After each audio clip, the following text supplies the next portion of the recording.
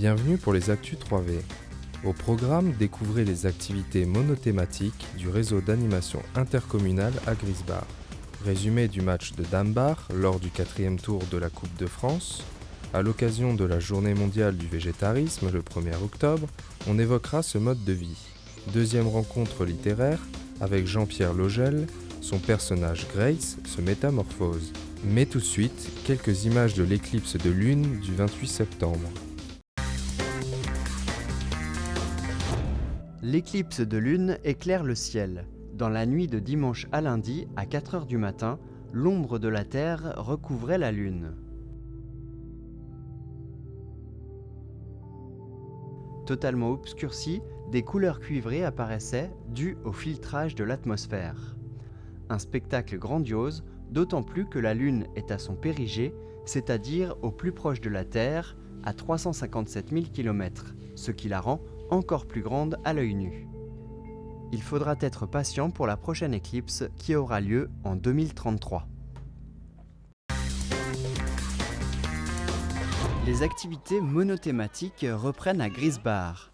Allez hop, on y va! Le RAI, réseau d'animation intercommunale, propose ses rendez-vous après l'école.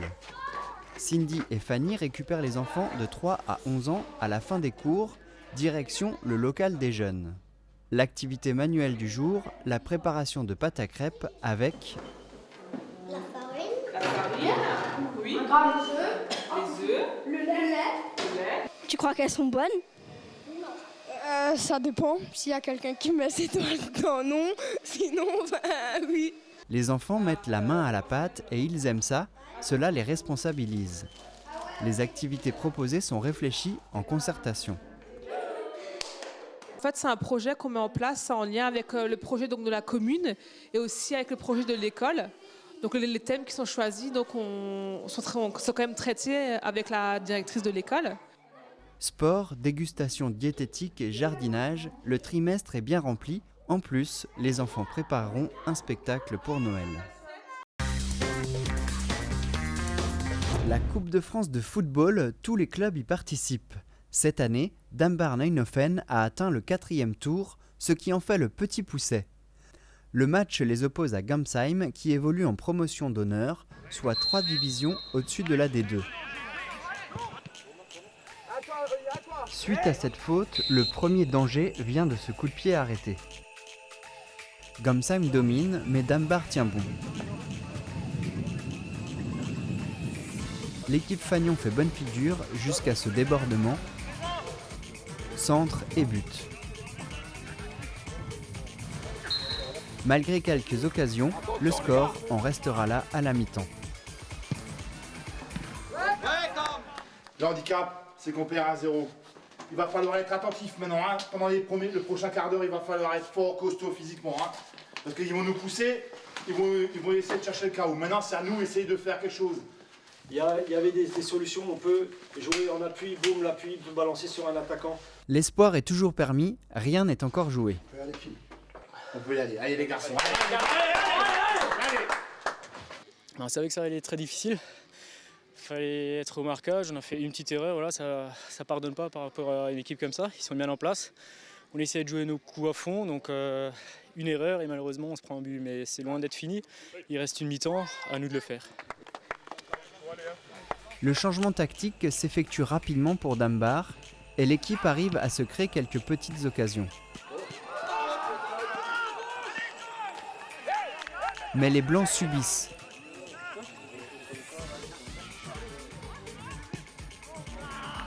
Le gardien Camille Duvig fait encore quelques arrêts.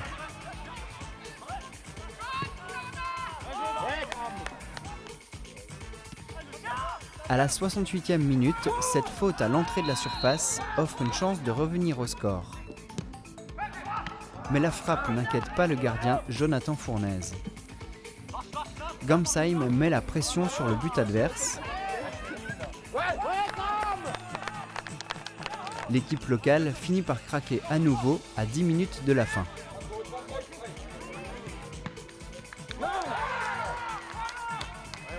Gamsheim enchaînera 3 buts.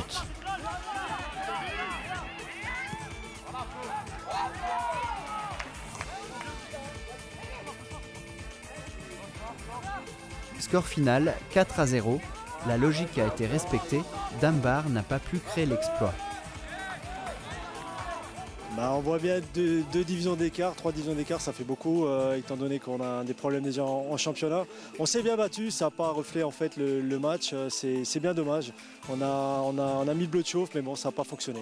La Coupe de France se termine ainsi pour le dernier club de la communauté de communes qui était encore en lice pour ce 4e tour.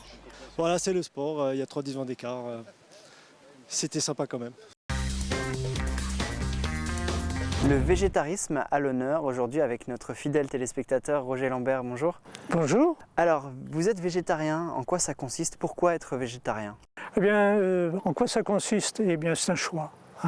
Il y a plusieurs raisons à ce choix, ça peut être personnel ou pas, ça peut être pour des raisons de santé, donc là j'ai mis un peu, ça peut être par éthique vis-à-vis des animaux, ça peut être une philosophie, ça peut être d'ordre religieux, ça peut être une expérience que l'on peut tenter, donc il y a plusieurs approches. Alors, on va en parler rapidement, il y a le végétarisme, le végétalisme, où là on ne consomme aucun produit animal, c'est ça? Aucun sous-produit animaux. Et il y a même donc ce qu'on appelle le végétarisme pur, et il y a même ce qu'on appelle où les gens ne mangent que cru. Alors du coup ça implique des conséquences quand on ne mange pas de viande, je suppose déjà au niveau, la viande c'est des protéines, mais il y a certainement d'autres choses à connaître? Oui, il y a d'autres choses à connaître, et là j'insiste bien parce qu'il faut connaître a priori quels sont les besoins du corps. Parce qu'il y a une définition, il y a une chose très importante, que ingérer ne veut pas dire digérer et encore moins assimiler. Donc il faut connaître ce que le corps a besoin et surtout bien se connaître. Et j'ai un conseil, l'un des conseils les plus importants, c'est mâcher et prendre son temps, c'est-à-dire avoir aussi une certaine forme de frugalité, c'est-à-dire pour tirer tous les éléments. Et ça vaut pour tout le monde, végétarien ou pas? Ça vaut pour végétarien ou personne qui mange de la viande, mais c'est fondamental. Et alors du coup, il y a toute une philosophie qui va avec le végétarisme, surtout quand on a vu les raisons qui nous font devenir végétariens. Oui, alors il y a une philosophie qui est celle-ci, c'est que le végétarien, si vous voulez, est une personne relativement curieuse, c'est-à-dire qu'elle est ouverte et au fur et à mesure des années, elle va avoir une approche, une philosophie qui va lui faire découvrir d'autres choses. Par exemple, il n'y a pas que la façon de manger, puisque la nourriture représente seulement peut-être que 20 à 25% du bien-être. Donc il sera curieux et il va évoluer. Pourquoi? Parce qu'il aime partager, il va découvrir d'autres personnes et il aura une vue globale de l'individu, donc de la nourriture. Si on devait donner une définition au végétarisme, qu'est-ce que ce serait? Eh bien, je dirais que c'est une personne qui a eu une curiosité et qui fait de la recherche un peu pour trouver une forme de bien-être, une façon de vivre et qui va déboucher automatiquement sur autre chose que l'alimentation. On terminera là-dessus, sur ces belles paroles. Et surtout, renseignez-vous si le végétarisme vous intéresse. Bonjour à tous, aujourd'hui nous sommes avec Jean-Pierre Logel. Bonjour Jean-Pierre. Bonjour. Vous nous faites le plaisir de revenir sur le plateau de TV3V pour parler de la suite de Grâce, l'Éternelle insatisfaite. Donc tome 2 que vous voyez ici, qui est sorti en 2014. L'année dernière, c'est ça, au mois de juin. Quand on discute avec vos lecteurs, souvent ils disent c'est bizarre parce qu'il y a quand même une part du docteur Logel en fait dans ses livres. Est-ce qu'il est ce Xavier? Est-ce qu'il y a une part de lui en Grâce ou inversement? C'est la question qu'on m'a souvent posée parce qu'il y a un deuxième médecin dans le premier tome, Frédéric, et je réponds un peu à la normande en disant Frédéric et Xavier. C'est peut-être le docteur Logel, mais je ne vous dirai pas lequel.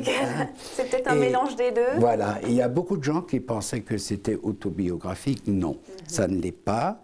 C'est le fond de l'histoire, c'est un résumé de 4 patientes que j'ai eues, et chaque étape est vraie. C'est-à-dire qu'il y a eu une cause déclenchante quelque part. Et cette cause déclenchante, je la connaissais parce qu'on me l'a racontée pendant une consultation. Et à partir de là, j'ai brodé autour dans l'optique.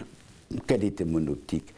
Donc, la lutte entre le bien et le mal, mais surtout, je crois énormément à l'amour, parce que là, c'est une force terrible, autant dans le sens positif que dans le désamour, ça peut être une catastrophe. Et j'ai remarqué que les gens qui avaient cette faculté de pouvoir aimer, sont des gens qui sont beaucoup plus heureux que d'autres, qui n'ont pas connu l'amour et qui ne savent pas aimer. Et je fais une grande différence entre amour et sexe, bien entendu. Nous ne parlons pas de sexe à ce moment-là, nous parlons de l'amour. Mais l'un ne va pas sans l'autre. Ça, nous sommes encore une fois d'accord. Alors justement, Grâce, l'éternelle insatisfaite et la métamorphose, est-ce qu'il y a une suite ou de Grâce, c'est terminé? Grâce est terminé, à moins que la muse me chatouille tellement qu'elle m'empêche de dormir, que ce serait une... Non, mais là, franchement, je ne dirais pas comment le livre se termine. Il ne se terminera pas avec Grâce. D'accord. Ça, c'est la surprise. Toujours des petits indices quand même, vous ne pouvez pas vous empêcher. Non, je ne peux pas, parce que c'est l'intérêt qu'il y a derrière, là. Je ne dirai pas plus. Ce sera la surprise. Mais la base des deux bouquins, c'est la description d'amour au pluriel, l'amour dans toutes ses formes, avec chaque fois une progression, pour terminer avec un amour transcendantal qui va dépasser tout. Et ça, je ne dirai pas pourquoi. Une nouvelle envie d'écrire, un nouveau roman, un essai, quelque chose d'autre? L'envie d'écrire est toujours là. Ouais. L'envie d'écrire est toujours là. Est-ce qu'il y en a un sous le coude peut-être là en ce moment? Je ne peux pas vivre sans écrire, ça c'est plus possible. Parce que, bon, vu que je suis seul, c'est une façon de m'occuper. Mais c'est surtout cette envie de partager. Parce que quand j'écris, je suis avec le monde, je suis avec les gens et je discute souvent comme ça à travers le livre avec quelqu'un. Eh ben, merci en tout cas, M. Je vous remercie beaucoup. En tout cas, chers téléspectateurs, vous n'oubliez pas Grâce, la métamorphose, qu'on peut toujours encore trouver auprès de vous. Chez moi, voilà. Chez Au Tabac Estelle, chez Grasser, ou alors Intermarché à Reichshofen, et toutes les librairies. Toutes les librairies. Très bien. Eh bien, à très bientôt en tout cas, et peut-être qu'on vous retrouvera lorsque votre ouvrage sur la mort sera peut-être sorti dans quelques années. Et je vous remercie beaucoup pour votre accueil qui était fort agréable. À très bientôt. Au revoir.